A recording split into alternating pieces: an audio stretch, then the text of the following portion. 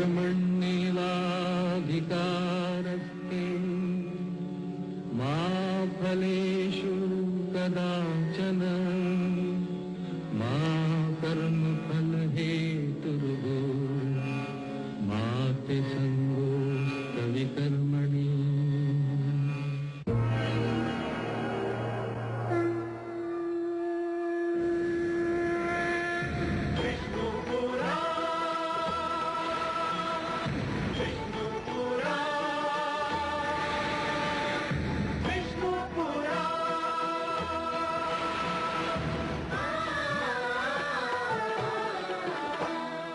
जीव ज्ञान ब्रह्म ज्ञान अथ श्री विष्णु पुराण ओम की कथा महान जय श्री विष्णु पुराण विष्णु पुराण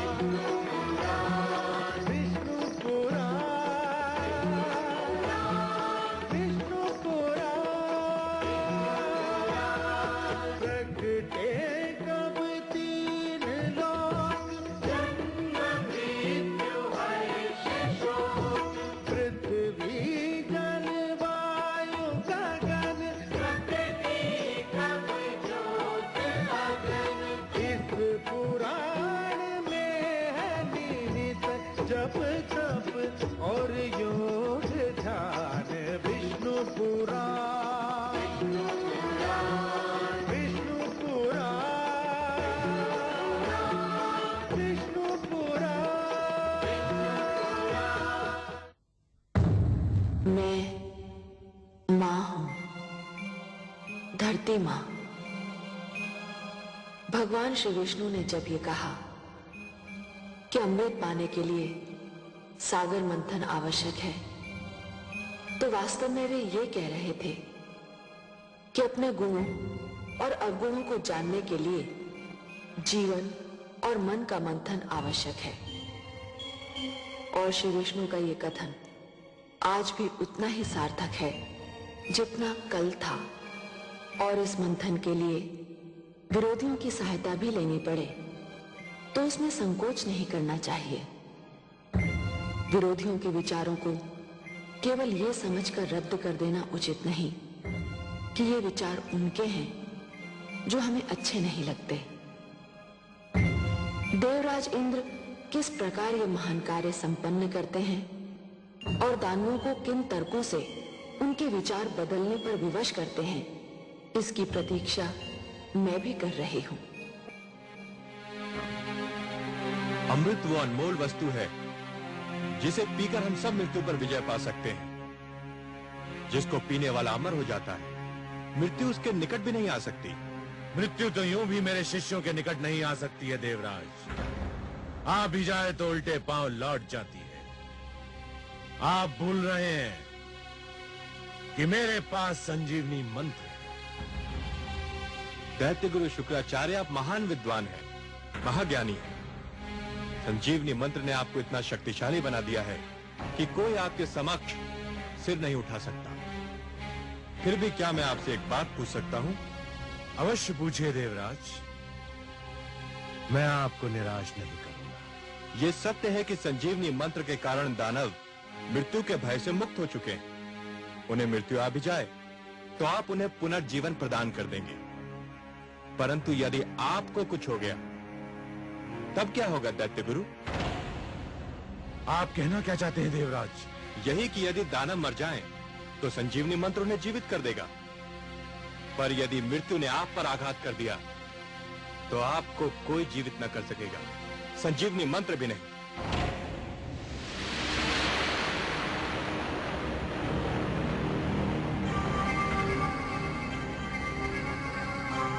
आपको तो भली भांति स्मरण होगा कि भगवान शिव ने क्या कहा था। कदाचित आप भूल गए हो तो मैं स्मरण करा दूं कि भगवान शिव ने कहा था कि यह संजीवनी मंत्र एक कल्प में एक ही बार केवल एक ही व्यक्ति को दिया जा सकता है। इसका अर्थ यह हुआ दैत्य गुरु कि यह खेल उसी समय तक सीमित है जब तक आप हैं। यदि आपको कुछ हो गया तो आप ये मंत्र किसी और को नहीं दे सकते कि आपकी मृत्यु की स्थिति में वो आपको पुनर्जीवित कर दे। और हे दानवराज, यदि दैत्य गुरु शुक्राचार्य नहीं रहे तो आप सबका क्या होगा? आप सब भी एक एक करके मृत्यु की गोद में समाते जाएंगे। केवल अमृत ही हम सबको मृत्यु से बचा लेगा।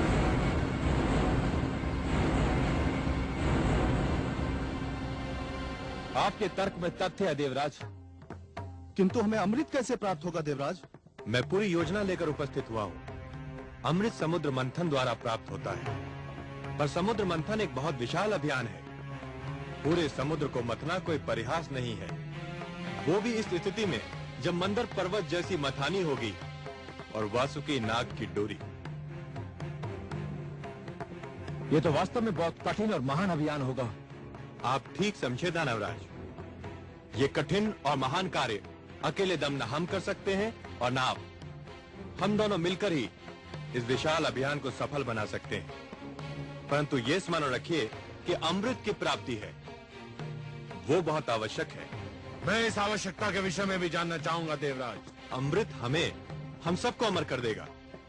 जब आपको यह विश्वास होगा कि हम अमृत पान के उपरांत मर नहीं सकते, और हम भी ये जान लेंगे कि हमारे अस्त्र शस्त्र आपका कुछ नहीं बिगाड़ सकते, तो युद्ध निरर्थक होकर रह जाएगा। अमृत केवल मृत्यु का ही नहीं, युद्ध का भी अंत होगा। गुरुदेव, मेरे विचार में यह प्रस्ताव स्वागत योग्य है। इस प्रस्ताव की महानता को नकारा नहीं जा सकता गुरुदेव। हमें देवताओं की बात मान लेनी चाहिए, हमें देवताओं की बात मान लेनी चाहिए।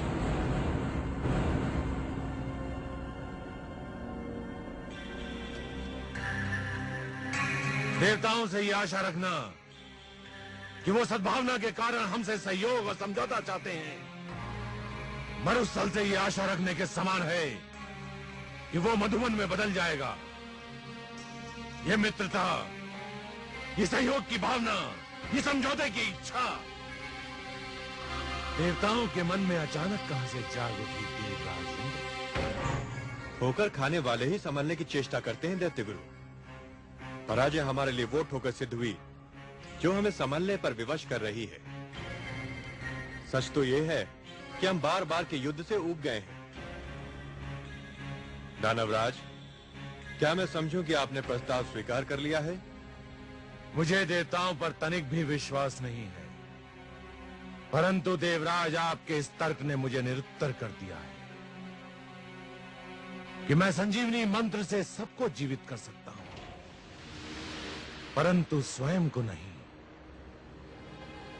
मेरी मृत्यु की स्थिति में मेरे शिष्यों का भविष्य अंधकार में डूब जाएगा। अपने शिष्यों के हित के लिए मुझे आपका प्रस्ताव स्वीकार करने में कोई आपत्ति नहीं है।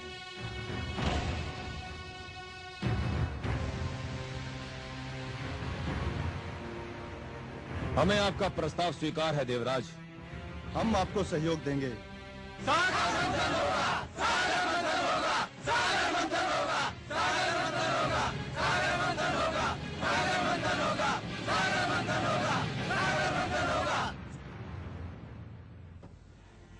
आज तो हमारे देवराज ने चमत्कार कर दिया महादेवी। जिस प्रकार ज्वार के समय समुद्र की लहरें तट को तोड़कर आगे निकल जाती हैं, उसी प्रकार आज देवराज इंद्र के तर्क दानवों की बुद्धि के आगे निकल गए। जैसे सूर्य दीपक की महत्ता को कम कर देता है, वैसे ही आज देवराज ने दैत्य गुरु शुक्राचार्य को निरुत्तर कर दिया। जिस युद्ध को देवराज हार चुके थे, उसी युद्ध को उन्होंने दानवों की सभागार में जीत लिया। उन्होंने यह सिद्ध कर दिया देवी कि युद्ध केवल रणक्षेत्र में नहीं होता, विवाद क्षेत्र में भी होता है, और उसे विवाद क्षेत्र में जीता भी जा सकता है। भोर समय का भूला सांझ पड़े घर लौट आए तो उसे भूला नहीं कहते। लगता है देवराज वास्तव में ठोकर खाकर संभल गए हैं। आज तो उन्होंने दैत्य गुरु शुक्राचार्य जैसे विद्वान को भी तर्कहीन कर दिया। हाँ, परंतु हमारे देवराज का मन सूर्य की भांति बड़ा विचित्र है देवी। जब अंधेरे से सवेरा निकलता है, तब सूर्य की किरणें बहुत शीतल होती हैं, परंतु जैसे जैसे दिन चढ़ता जाता है, वैसे उन किरणों की शीतलता लुप्त हो जाती है और वही किरणें ताप की वर्षा करने लगती हैं। अभी तो हमारे देवराज के मन में पराजय का घाव हरा है। जब यह घाव भर जाएगा तब हमारे देवराज इंद्र कितने विनम्र रहते हैं, यह देखना आवश्यक है देवी। परंतु आज तो वे दानवों से सहयोग प्राप्त करने में सफल हो ही गए। आपके परामर्श के अनुसार सागर मंथन तो होकर ही रहेगा। हाँ महादेवी, देवराज की सफलता ये दर्शा रही है कि उनका कार्य तो समाप्त हो गया। अब मेरा कार्य आरंभ होना है। दानव सागर मंथन के लिए उतावले हैं तो फिर हमें भी देर नहीं करनी चाहिए। पक्षीराज,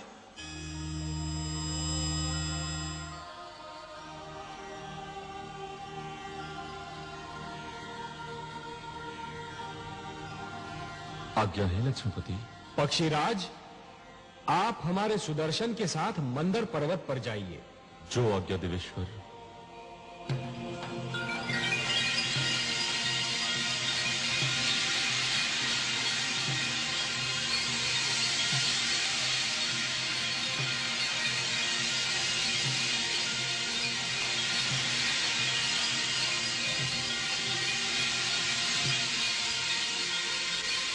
हे सुदर्शन, आप पक्षीराज के साथ मंदर पर जाइए और मंदर पर्वत को जड़ से काट दीजिए। और हे पक्षीराज, मंदर के जड़ से कट जाने पर आप उसे हमारे पुष्पक से बांधकर सागर तट पर ले आइए और फिर हमारे अगले आदेश की प्रतीक्षा कीजिए। मैं आपके आदेश की प्रतीक्षा करूंगा देवेश्वर।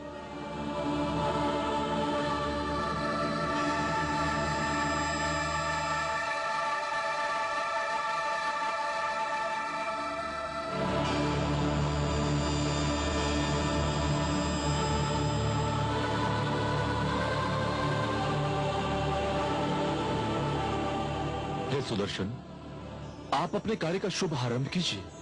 मैं पुष्पक लेकर लौटता हूं।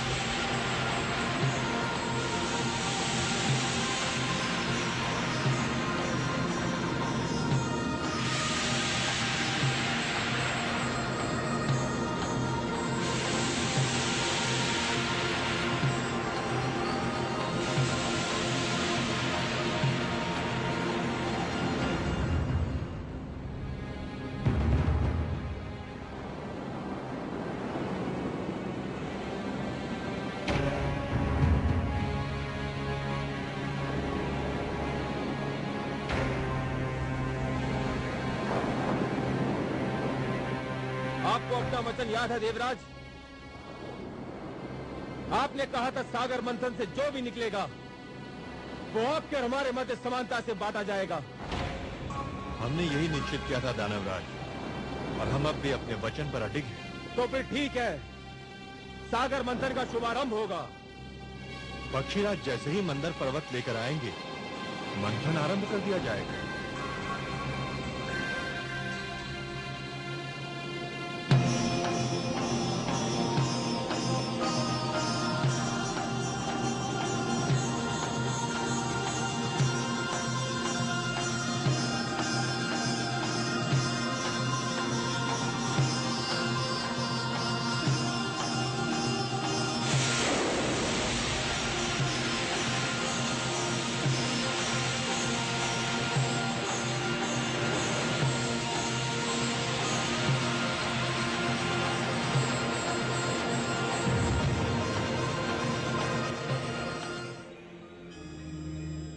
नारायण नारायण।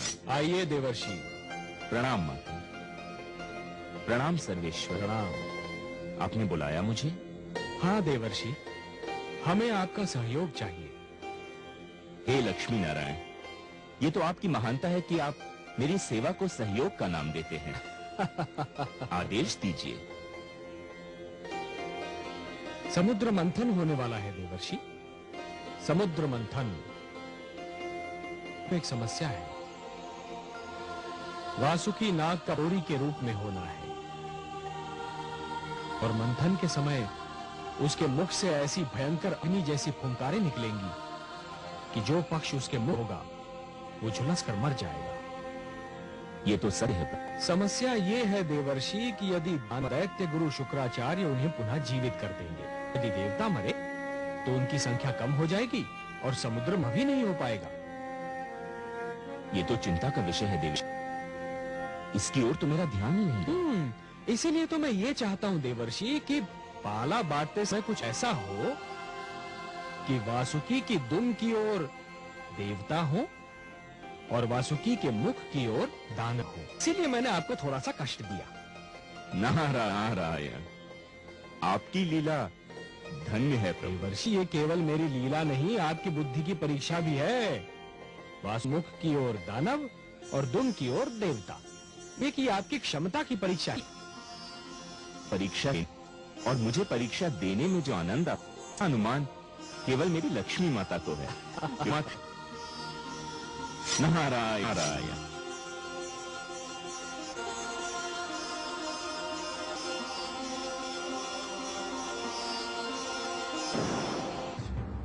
हम दुम का छोर पकड़ेंगे और तुम देवतागण मुख की ओर रहोगे।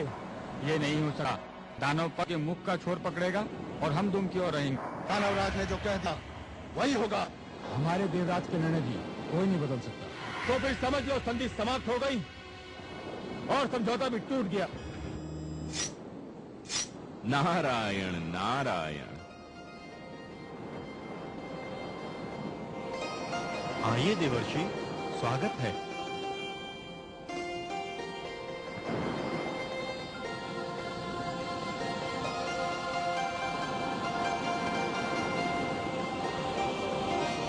वातावरण का ताप बहुत बढ़ा हुआ दिख रहा है।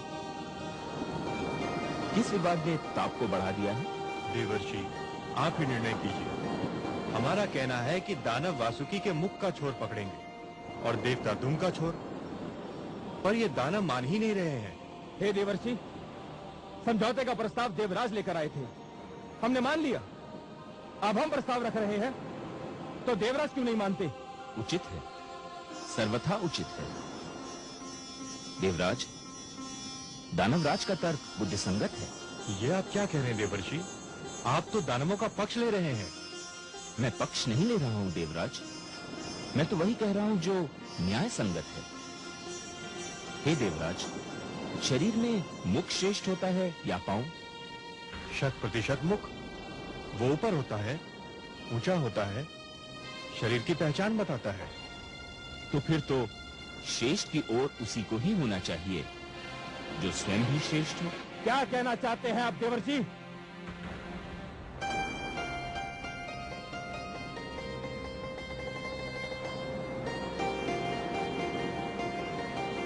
मैं ये कहना चाह रहा हूं दानवराज कि जिस प्रकार शरीर में मुख श्रेष्ठ होता है, उसी प्रकार सृष्टि में देवता श्रेष्ठ हैं। इसलिए वासुकी के मुख की ओर तो देवताओं को ही होना चाहिए। आप